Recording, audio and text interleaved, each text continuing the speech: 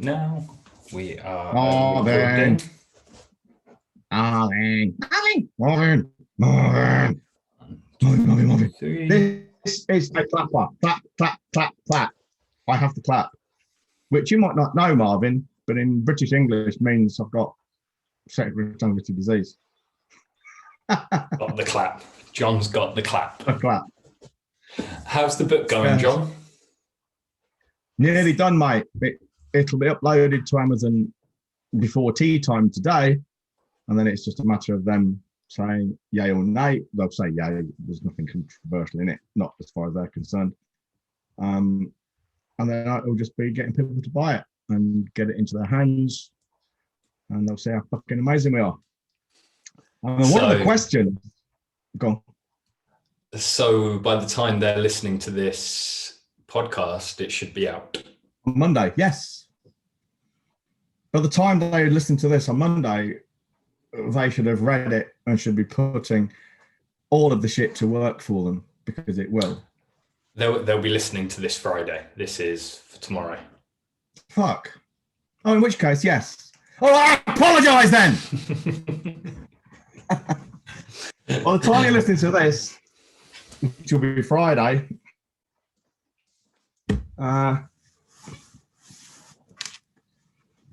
it probably should be either available on the Amazon website or will be imminently.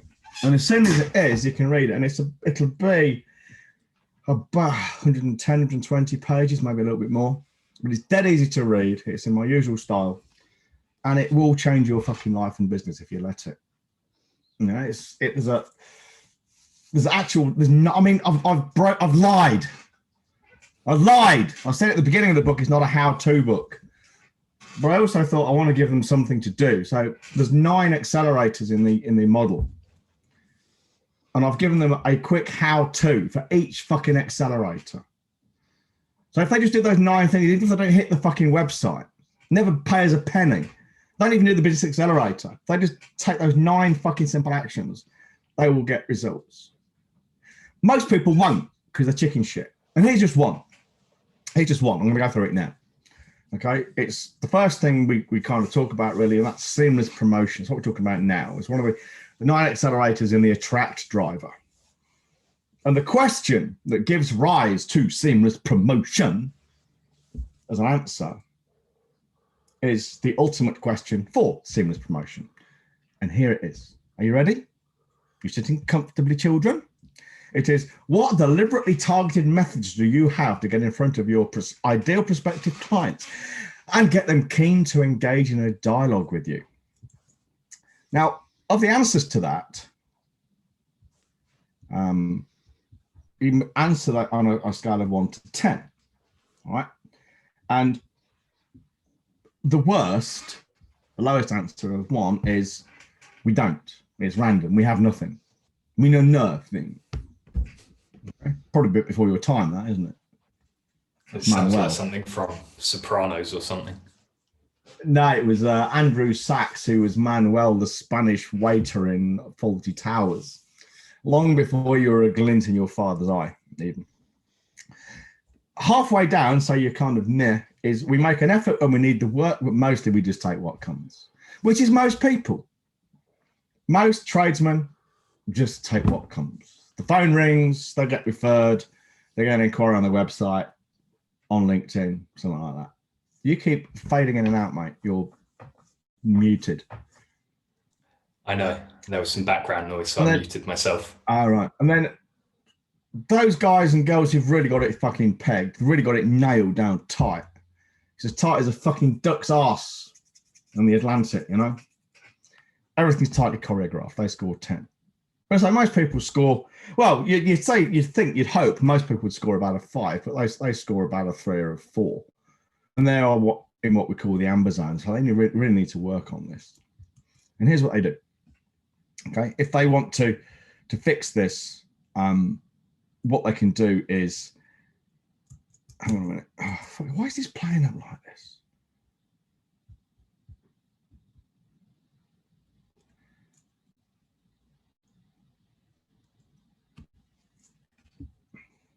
Right, try again.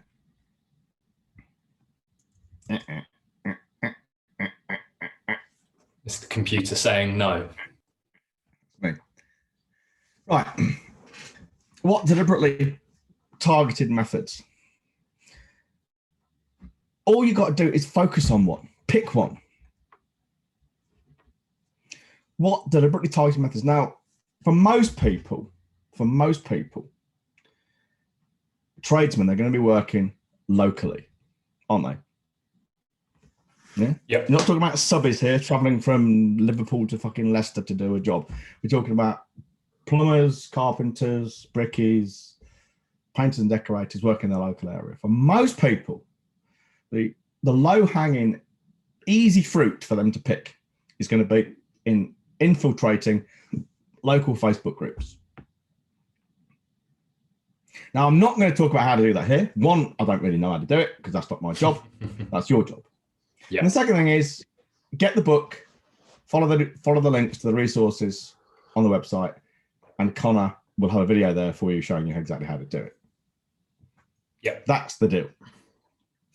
So you need a deliberately targeted method to get in front of your ideal prospective client. And the easy way to do that for most tradesmen in most trades, in most areas geographically, is infiltrate your local Facebook group. I want you to be very clear about this though, Mr. Listener, Ms. Listener. All right. Seamless promotion is strategic. Seamless promotion is about always, delivering the right message to the right people at the right time with the right medium. That's strategic. The Facebook thing, your tactical Facebook group, is tactical. Do not confuse and conflate the two, because if you do, you'll fuck it up. Because at some point you could get kicked out of the group, you could lose your Facebook account, Facebook could change, legislative changes could mean you can't do it anymore, all kinds of things. GDPR affects all these things. So please don't think it's strategic. So please do not make that your only way of doing it. Just the first one. It's your first step on the ladder. All right. I can't overemphasize that, because too many people take tactics and think they're strategies and end up being fucked or anything go wrong. When you've done that, in terms of seamless promotion, there's one particular thing, again, 80-20, as we've said often in the past, really sticks out. It sticks out like a fucking hard-on in a nudist kindergarten. And that is direct mail. Direct mail is old-fashioned, it's old school. People laugh about it. They don't do it because, hey, social media is cheap. Social media is quick. Social media is easy. And indeed, going and infiltrating your local Facebook group is social media. But direct mail is still king. And what you should be doing, and again, this is strategic, because you should always own your own list of prospects, suspects, clients. Always. You should have it literally. You should have a printed copy, because ultimately, if everything else goes tits up, if Amazon AWS gets hit by a series of fucking tactical nukes from Russia, so all your Dropbox, all your Google, all your OneDrive is fucking gone, you still have this piece of paper with your customer list on, and you can sit and type it in. That's the bottom line. You should always own your own list. So you should always be moving to get people, say, off Facebook, to get their details into your own database, which you should have a fucking physical backup, holding at least 3 places, by the way, not just one, in case your house burns down, if you want to be ultra secure about this. When you've done that, you can then contact these people through email, phone, SMS, whatever. Now, unfortunately, GDPR means that email and SMS and things are very tightly regulated, but direct mail is not.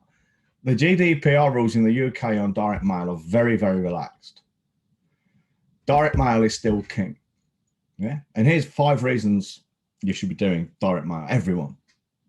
Right. The first is it's fucking reliable. The post office is one of the most reliable delivery mechanisms there is. It is so reliable, the law is very explicit and says if you serve notice on someone and send it through the post, them saying we never received it is not an unpermissible excuse. It's that reliable.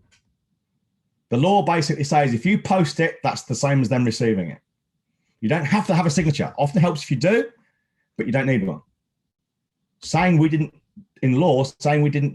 receive these notices is not a good excuse. It's not events. So it's reliable. Second thing is you've got what we call unlimited bandwidth. There's only so much you can do online. I mean, I know it's very flexible and interactive. You've got video, you've got audio, you've got forms, you've got pretty pictures, you've got infographics, you've got all these fucking things you can do, but it's still limited bandwidth. You know, you've got a screen. You can't touch it, you can't feel it, you can't smell it, you can't wipe your ass with it. Well, I suppose you could wipe your ass with it, but you can't do the rest of it. Okay. Direct mail, you can send, I don't got anything in front of me, but you can send a package, you can send a box. I once received, I presume it was a dud, a blank, but I received a bullet from Dan Kennedy once, you know, a fucking 50mm bullet from Dan Kennedy, because unlimited bandwidth, you can put it in a box. You can send any amount of information, any format you like. Yeah, or something like that. You can send a box with books in it, a box with a hat in it, a box with a fucking drink in it. If you really wanted to, and your numbers work out, and you got high value clients, as some people have, you could go to Tesco, you could spend 20 quid on a fucking phone with a single number in it, and you could send a phone. And they just hit that number and they're talking to you. So it's unlimited bandwidth. You can send anything you like. You can send a sales letter as long as you like. You can send books, magazines. You can send an entire fucking dustbin if you wanted to, which is actually a really good thing to do, because where the hell do they throw away a dustbin? You know, how do you throw away a full-size dustbin, Connor? You can't, you know? So you've got unlimited bandwidth. The third thing is you've got a captive audience. You've got, and it drops through their letterbox. And if you send something which is, in Gary Bensavenga's words, too good to throw away, they're standing there at the kitchen table or when they go home from work, and they're opening this fucking thing. You've got a captive audience, you know. They're not standing at the kitchen top looking at a screen because they're looking at your shit. So when they're looking at a screen with a video on it, they've got notifications coming up, they've got the phone going off, you've got other tabs open, email. You know, you don't have that distraction. They're looking at your shit. You might not even have the phone with them. They're looking at your shit. Captive audience. Now, the fourth thing, which sounds counterintuitive, is it's harder to do. Well, isn't that a reason not to do it? No, it's a reason to do it, because it's harder to do, so no one else is doing it. Everyone else is online. Everyone else is doing Facebook. Everyone else is doing LinkedIn. Everyone else is doing the cheap, fast, and easy stuff, the stuff that agencies can do for them. They're doing stuff that, you know, when times are good, the platform does most of the heavy lifting for you anyway. That's why it was so shitty for people at the start of COVID, because the platform, LinkedIn in particular, stopped doing the heavy lifting and people lost their clients hand over fist. You know? So it's harder to do, which is all more reason for you to be doing it, because other people won't be. Which leads me to the fifth thing, is there's no competition. It's, you know, almost no one else. I very much doubt there's anyone in the trades at the moment in your area, whoever you are listening to this, doing direct mail.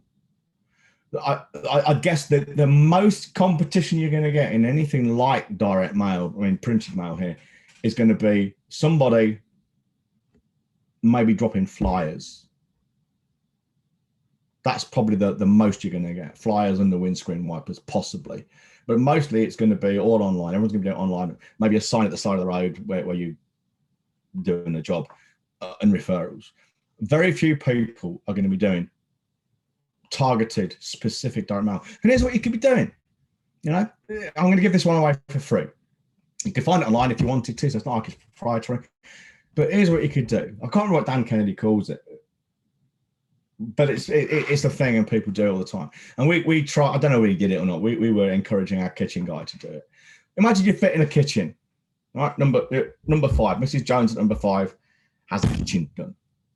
So what you do, and I hope you've got your book, because this works fabulously with a book, is number 5, next to you got number 7 and number 3, and opposite you've probably got, I don't know, number 10, number 8, number 10, number 12. So you send a book to the people at number 3 and number 7, and you also send it to number 8, number 10, number 12.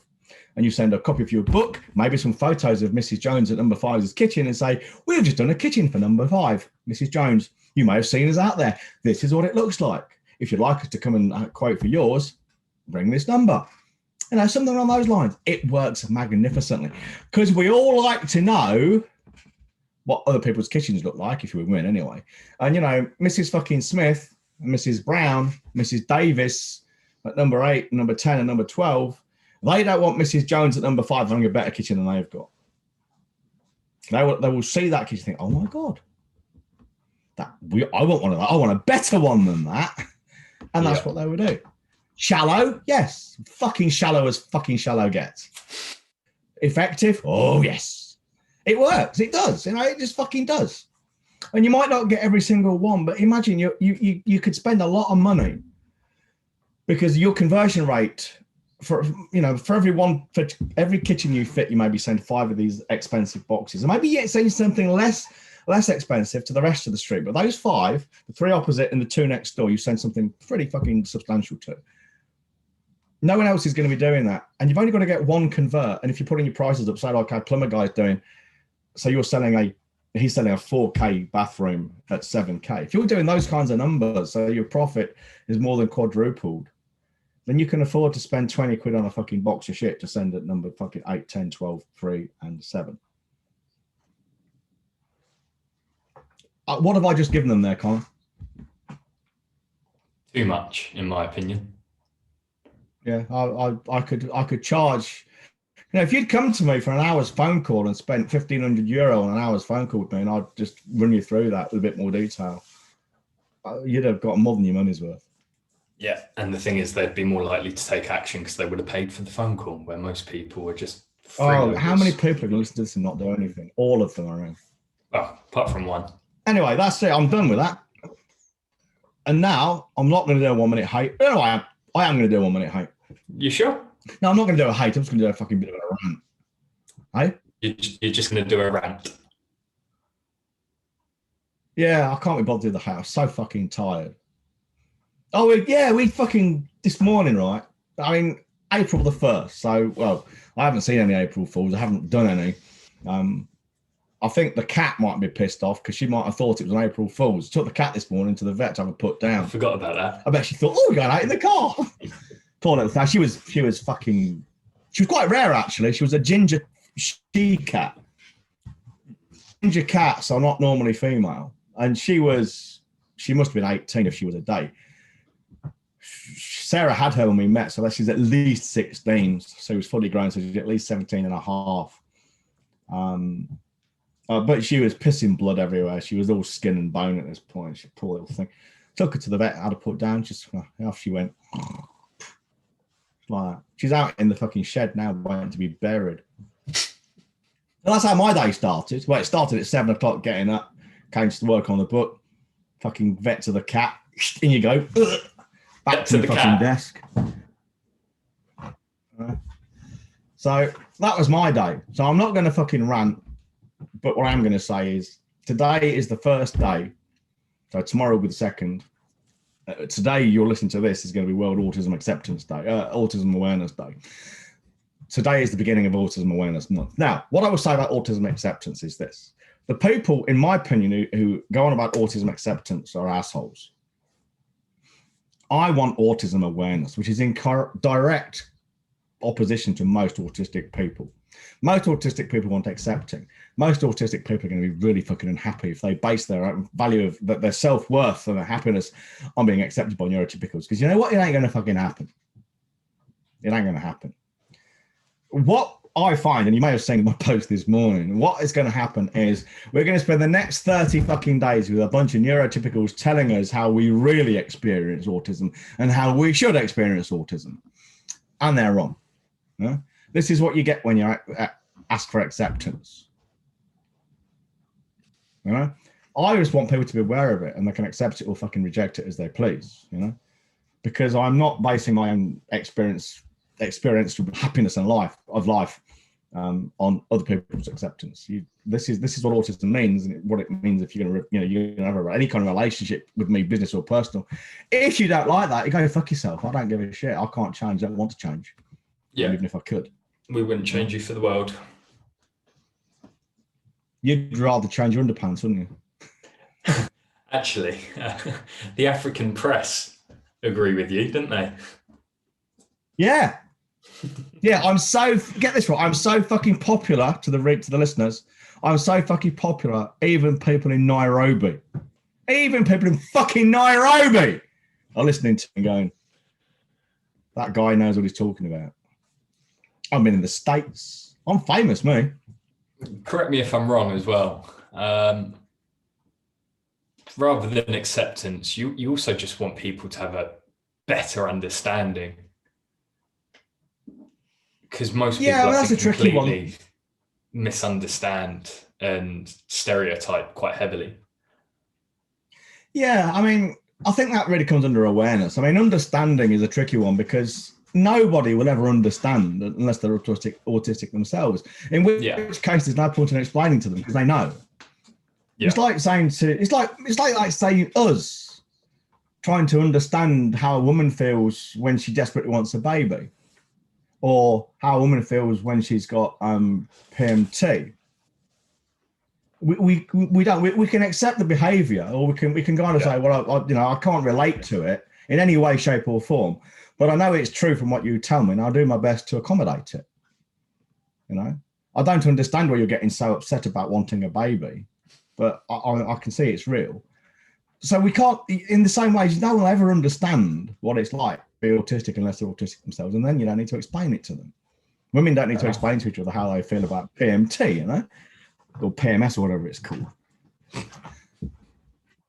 But what I do want to do is I want people to accept that at face value. When I say to them, this is what it's like walking through a busy train station or an airport, I don't want them to start saying, oh, I feel a little bit like that as well. I think you're overreacting. I don't give a fuck what you think. You don't know what it's like. You're experiencing, what you experience is completely different. That would be like, say, a woman with PMS being told, yeah, I feel a bit tense at times too. I think you're overreacting. Good luck with that one. You get a fucking axe around your head. I mean, I know. Is that a threat? Seriously, the best thing I can say to people when if you want to know what autism is like for people, there's two things I want people to do. First is ask an autistic person. Ask them what their experience is like, and then also don't project that to every other autistic person you meet, because we all experience it differently. But ask first, and then accept that what they're telling you is true in their experience, and don't try and put it into your own view of the world, because it's not the same. This is where we get this bullshit from people saying, yeah, I think I'm a little bit autistic. You're not. That's not how it works. Now, you wouldn't be walking around going, I'm a little bit autistic. You'd be going, oh my God, why am I on the wrong fucking planet? Why do I feel like a complete alien here? Why is my life like this? That's what you're doing when you're autistic. Until you get diagnosed, you think, that's why I'm like that. That's why my life is like this. I guess it's a little bit like you're not a little bit gay. If you're gay, you're fucking gay. And gay guys tell you, I've known I was gay since I was, fucking 5 years old. Didn't know what it really meant, but I knew there was something different about them. Yeah. That's not the same as being bisexual and maybe, liking the odd bit of dick now and again, I'm sure. You're fucking gay in the same way as people are heterosexual. You don't decide to be heterosexual, do you? You just are. It's just what you are. You just are. Some of the things. Well, it's true though, isn't it? When people say, when did you decide you were gay? Well, I didn't decide I was fucking gay. You what, mate? Some of the things that people say to gay people are just diabolical and just so stupid. So you haven't had the right dick yet, or you've never had a good blowjob. Things like that. Well, my mate Gerard, gay chap, who is a 6'4" Trinidadian who's got a thing for short, white, stocky, bald, slightly older guys, which puts me in a very difficult position, as you can imagine. He actually says men give much better blowjobs than women do, because they know themselves how it's supposed to feel. And I think most men have probably had the experience of being with a woman who doesn't actually really understand how sensitive your dick is. Fucking hand job, Now, for fuck's sake, it's a penis, not a fucking hammer. Be gentle, yeah. Mind those fucking teeth, will you, woman? He's greater. So that's what Gerald says anyway, and I'm sure he's right. I wouldn't presume to argue with him, because he's been with women too. And a lot of gay guys have. I know. I mean, gay guys get married and shit and don't come out until later in life. Probably not so much now, I suppose, but certainly, 20, 30 years ago, when being gay just wasn't the done thing. Yeah. I don't see why anyone gives a shit about it myself, but I think that's how it was, and I suppose it still is in some cultures, and certainly some areas in the UK and Ireland, it still is. Among the traveller community, apparently in Ireland, being gay, openly gay, is a tantamount to a death sentence. Still, I don't presume to judge. I don't even know if it's true. I'm just going on what I've read and what I've been told. Why does anyone care? I just don't know. Well, it would be a better place if everyone just minded their own business, eh? Yes, I take Autism Awareness Month with a pinch of salt, and by the end of the month, I guarantee a lot of autistic people are going to be very tired of it. Because what happens is, you see, I mean, and I'm sure it's the same with anything, people make a big song and dance about being supportive, understanding, accepting, inclusive, all that usual nonsense. And then at the end of the month, they'll go away and they'll just go back to being their normal, boring, neurotypical, bigoted selves. Well, I'll be autistic at the end of the month. I'll be autistic in May, June, July, August, September, and so on. Just as I was autistic yesterday, no one gave a shit about it. The fact that all of a sudden everyone's accepting and inclusive this month is just frankly tiring. And if I sound grumpy, it's because I'm grumpy. But anyway, I need to crack on. So, could you hear Mrs. EBG there shouting in the distance? Yeah, I can. She's calling Doris and Haggis. We see it's very windy here, so we let the dogs out. And they get all excited because of the wind. And I've not been for a walk today or yesterday because I've been busy. Well, we live on a farm, so we let them out, and they don't chase cattle or anything. There aren't any cattle out at the moment. But they just disappear over the fields and chase rabbits and shit, catch rats and chase because we've got feral cats in the barn as well. So let's wrap it. If you want to make more, if you're in the trade, you want to make more money with less work, less hassle, and fewer headaches by attracting better clients and customers, selling to them at higher rates than the fees, and having them delivered to you into your business, predictable sales by a moist and turgid pipeline, which itself is kept full, hands off and on autopilot. Listen to this podcast, listen to the rest of the podcast, go to ottpodcast.co.uk and avail yourself of the free resources. And also keep your fucking ears and eyes open for the book we'll be releasing tomorrow, which is today. Oh shit, yeah, today. I'll put the link somewhere so you can get a hold of the copy when Amazon. So it's okay, I suppose. Yeah. In the meantime, stay safe, stay inside, wash your hands. Please forgive me because I'm tired, and do not shit on your fingers. Ta-da. Ta-da.